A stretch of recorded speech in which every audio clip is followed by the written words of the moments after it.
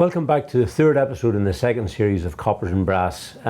This week we're going to look at the impact of immigration in Irish traditional music. Now it's a big subject and I've got a big man here with me, Peter Woods, who's going to help us through that. Peter, you're very welcome. Thanks, great to be here, Tommy. And great to have you, Peter. We'll be coming back to Peter in a second, but in the meantime, let's have a look at some other views on immigration and Irish traditional music. Something called loneliness. It was something that they were missing from home, because unquestionably you can't get a young guy today and the parents go out and buy him a top-class fiddle or top-class concert flute and pay top-of-the-range price for it, or an accordion, give him the best teacher in the world and send him off.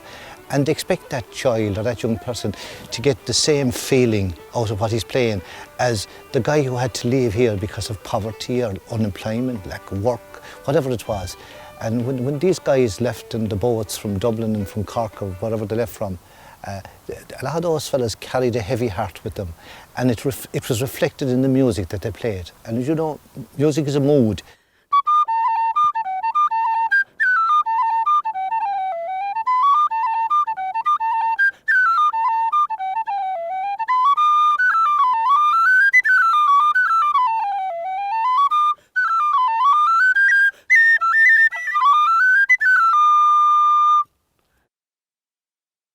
To be playing Irish traditional music, like, it just wasn't the thing. It was classified as something that belonged to a different type of people, like, you know. So when they went to London and suddenly they found an appreciation for it that they wouldn't have got at home, that's what changed it, you know. And then they got better and better and better. The more they played, the greater the excitement, the greater love the people had for them, you know. These musicians, when they arrived in these other locations, they did gigs, if you like, or played concerts, or they had to communicate to a much wider audience than they had to at home. So they had to make their music appealing to Polish immigrants, to people who were there, to people from very, very different areas and different parts of the world. So that, if you like, the music, I think, started its journey towards professionalisation in the diaspora rather than in Ireland itself. So I think that's one of the major influences upon the way traditional music is played now and the professionalisation of traditional music. I think the role of the Irish traditional musician, they really bonded together.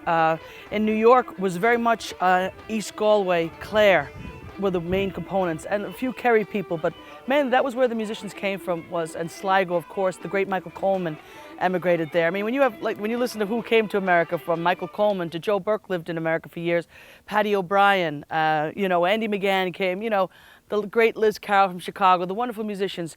But back then, I think what happened here in America was that they made tapes. They had access to a lot of equipment that they didn't have in the homes over here. And there was tapes made of music, and I know they were sent back.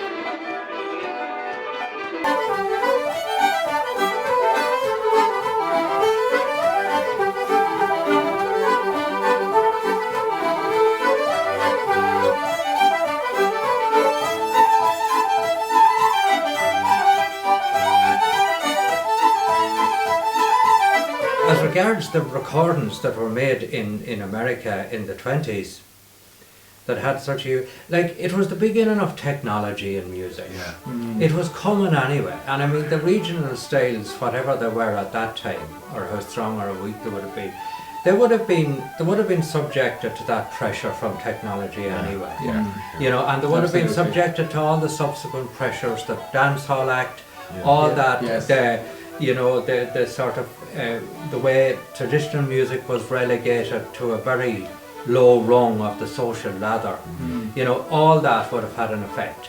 And I think that the fact that, and as you said, Seán, the fact that these musicians were there at a certain time in a certain place, that they were brilliant virtuoso, that they set the standard, you would say. That they were such brilliant virtuoso musicians, because it could have happened that they were very mediocre musicians. Absolutely. And if they were, absolutely. and the influence that recording and technology would have had, I'd say it would have been the death of Irish music. If John McKenna didn't go to America, or Michael Coleman didn't go to America, there wouldn't be a word about them boys. No. Nobody would have a clue who Michael Coleman was. But then, as Gregory said, there would have been somebody else. There would have been, because the point is the recording technology was there. Yeah. Yes.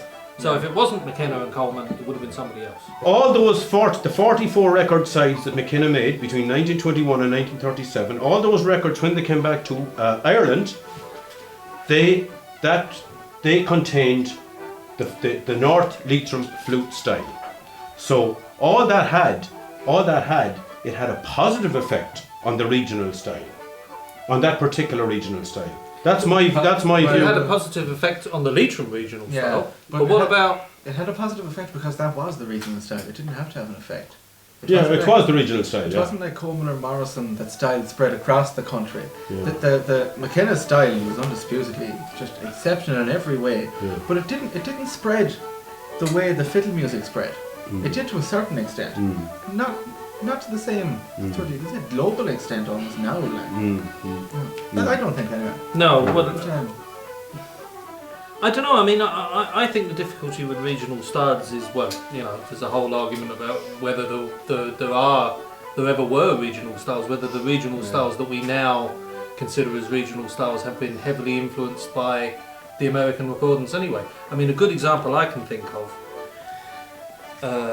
and Reg Hall talked about this when he did that Spirit of West Clare. If you listen to Bobby Casey's fiddle playing, Bobby Casey was unquestionably influenced by Coleman's recordings. Absolutely. No doubt about it, because you can hear the techniques, you can hear the tunes. And he was a clearman. So he was influenced by recordings. I suppose the impact of immigration in Irish music has to be massive, because the effect that it had, people emigrated for economic reasons. They weren't coming back, but they did take their cultural identity with them, and they played traditional music in whatever location they ended up in. And these wonderful musicians that made their home and passed the music down, and all they did was strengthen what we have, the bounds to Ireland, and create our musicality and give us the love, and really passed on to us. There was no, they were very strict that you made sure you were making the music, playing the music, and the way it should be played. And I'm thrilled that I have that background. And I think people over here are wonderful. They love it that we're coming back over and bringing the music. But I don't think we did anything to hinder. I don't think we watered the music down.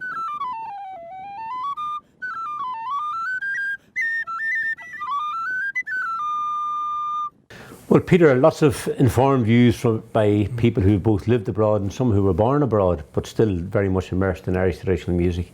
So, plenty to discuss. But before we do that, what about yourself? Tell us a little bit about your own background. Well, like as you said there, I was born abroad. I mightn't sound like it because I was brought up here from I was 6 years of age. My family moved back here.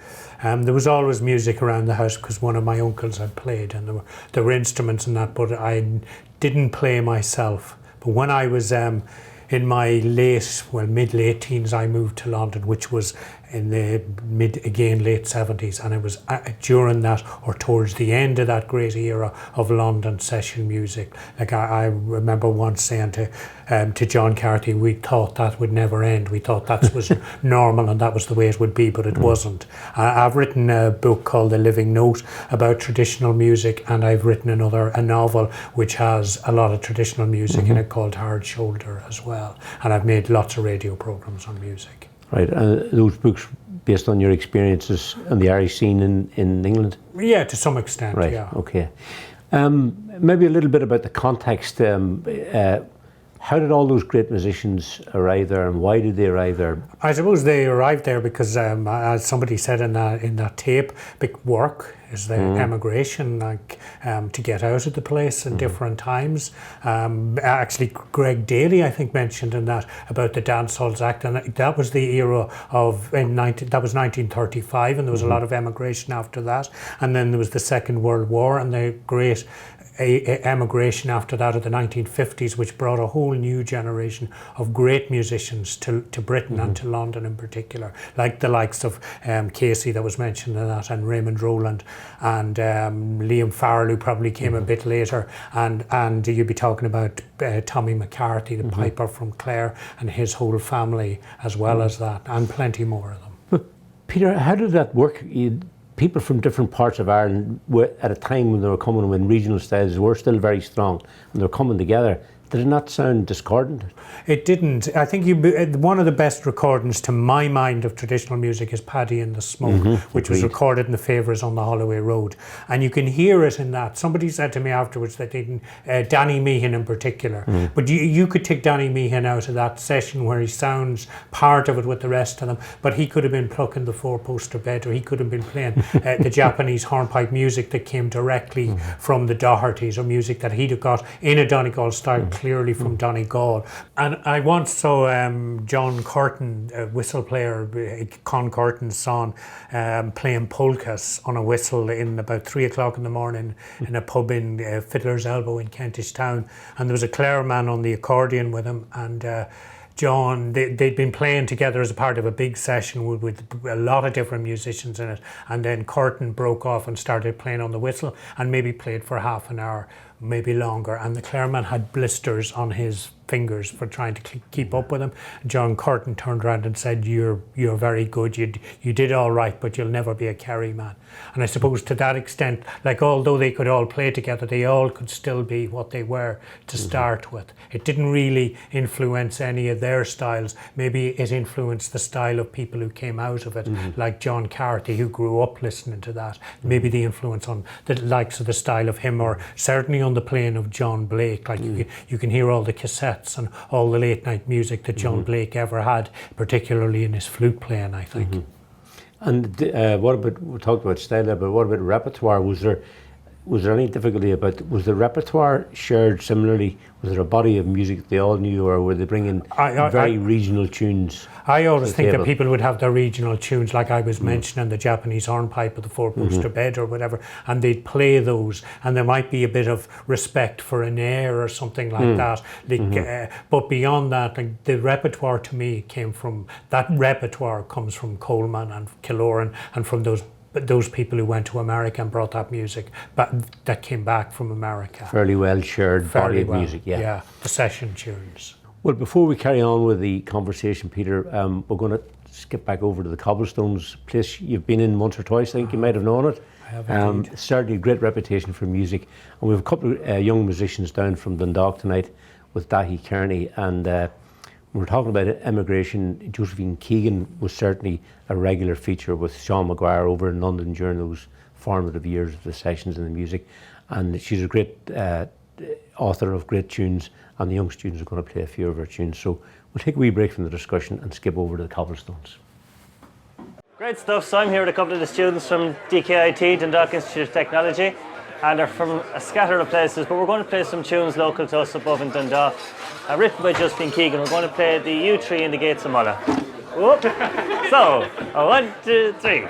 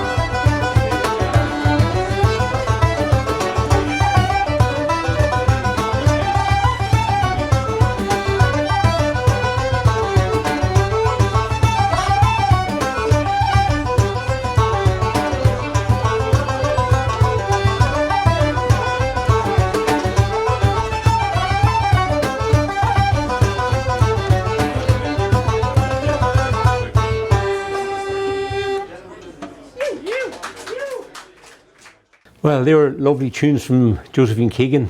They were. I think she was around Fulham Broadway a good bit herself and Seán Maguire. Yeah, she certainly does, and she's a woman who has some great memories of all that music as well. The other half of emigration, of course, is America, and I was fortunate enough to have lived in America in the early 70s, and kind of like yourself, I was encountering some great musicians, but I wasn't aware of how lucky I was. You know, Andy McGann played in the bar that I worked in the Catskills every weekend, nearly every weekend during the summer. Johnny Cronin and Paddy Reynolds, you know, incredible music. And yet, no, even though I wasn't playing music at that time, I could hear a different sound going on. Did you ever experience that about the music that came out of America, that Irish music? It had its own sound, yes, definitely. Didn't it? Yeah. And it had to swing to it. And maybe if you even, like the whistle playing there at Joanie Madden, but particularly when you hear a group of them, to me it's particularly associated maybe with accordion players have maintained it. Yeah. Maybe Mulvihill as well, in that I heard back playing there a while ago, and but also that style of fiddle playing. I remember going into the Cobblestone you were talking about there one night. One of the first times I was ever in it, Neely Mulligan was playing, and the session at the time was down the back, and Vincent Harrison was playing it. I'd never seen Vincent Harrison before. I was at the bar, and he came up to the bar, and I said to him, "You must have been in America for a while." And he said, "How did you figure that out?" And I said, "I knew from the style of his fiddle playing, because it was almost like it was something that went to America and didn't change." And you can hear Coleman, and you can hear Killorn, you can hear all those, and of course Vincent was from Dromahair and does come directly out of that tradition as well, but you could hear that style of playing and that swing in the playing. And was there the same identifiable sound of London immigrants as there was of American immigrants? I think that London music's changed more over the years. So why was that? Because of the amount of people that would have been in and out of it, and also because it was less. It was probably. I always think that Irish culture that went to America because it was that far away. But if you take Irish culture in England, or Irish people who went to England, they lived through some hard and tough times. I'd say even when the likes of John Carthy was going to school there was an IRA bombing campaign going on. So your identity was always under pressure and always questioned. So were you aware of that when you were there? Oh yeah, I remember going down the night after the Harrods bombing, going down to the White Hart in Fulham and walking down. I remember the afternoon the bombing, hearing it was a very, very cold day, and hearing you could hear the ambulances going all afternoon, and walking down really, really cold night the following night, and going into the White Hart, which would normally be very full, very, very few people in it. Paddy Boyle, who was from Glentees, was up at the bar, and he said to me at that time, he says, "You've identified yourself now," and that's what it felt like. You were saying you were here. I know it was subconsciously, that was why I went there, I'm sure. But again, like in terms of the music was never as settled as it was in America, and never stayed the same, so that you could be grown up with influences coming from other places. Like we were mentioning earlier about Maggie Barry, and Maggie Barry played and recorded in the Bedford Arms in Camden Town. The Bedford Arms in Camden Town is also associated with the Pogues, and they're like two ends of a string, of the spectrum, but also there's great similarities between them as well as great differences, and that's London music. You know, that's London music to me. And I'm thinking that's Blake and the lads there, the second generation of that immigrant wave. There's probably a third generation coming on, and I'm wondering, just to finish up, Peter, if immigration, which clearly, as we can see from yourself and our other contributors, had such a major impact in the 20th century, is immigration likely to have the same impact for change in the 21st century? No, probably not. But then again, that's in common with the way the music has gone. Because I made the point to somebody else in a different context altogether. But if you took the great musicians like the likes of Joe Cooley, and you listen to that recording of Joe Cooley's, and he talks about being in Chicago and hearing black music and hearing the same note in black music as he can hear in Irish music. But that was quite likely the first time he'd really begun to listen to that music. Where you grew up playing traditional music, that was all you heard. Even to an extent like Casey and Roland. Like the great experience of Casey's life was the returning. I remember Junior Crean telling me the first time, and he would have grown up with Casey, the first time that he heard Coleman's playing of the old Grey Goose or the Grey Goose, and an old man saying to him, "There's fistfuls of music in that tune." Fistfuls in one tune. In one yeah, tune. and he's right. And that was the formative experience for them. Whereas anybody now growing up, like you walk out the door here and you'll hear music. You can hear music on your phone. You'll hear music on the bus. You hear music in every shop you go into. So music isn't the same regardless of where you go. And obviously if you're abroad now, you've got Skype, you've got the papers, you can be listening to RTE all the time. So emigration doesn't have that same experience. And also our emigrants, Casey's, Roland's, those people when they went over there, they that generation largely stood at Seven Sisters Road or at Kentish Town or at the back of a tube station waiting on an open lorry to take you out to the middle of nowhere to work. That doesn't really happen to Irish people as much anymore. I did that myself as a student in London in the early 70s, and it's a frightening experience. Yeah. But I didn't have a family to support. Yeah. I can tell you. But those men did it and they maintained the music. Yeah. It was a golden era of music. It's not likely to be repeated again. No, I can never see it. And also because, as I started off saying, also when you're in the middle of it, you don't think it is. It's normal. It's only retrospective. It's only looking back. And also, you have always to say, like when you look back and you see things better than they were. Yeah. And in lots of cases, in lots of ways, they weren't good times for plenty of people. Peter, I can think of no better man to help us in weighing up emigration than you. It was a delight to have you. You're very knowledgeable, very articulate on it, and I think you would have helped our audience understand a little bit more. Thanks for that. A bit more. Thanks. Thank you. Cultural. Well, the next episode in Coppers and Brass is on the issue of boundaries, an issue that we've dealt with across a few of the episodes already, but we'll be looking at it in a lot more detail, and I'm delighted to be able to say that our studio guest for that occasion will be Eamon de Barra. Eamon is a well-known musician who crosses easily between the traditional boundaries that we're going to be discussing. So I'm looking forward to seeing you then. Gormila Margaret agus Ihawaii.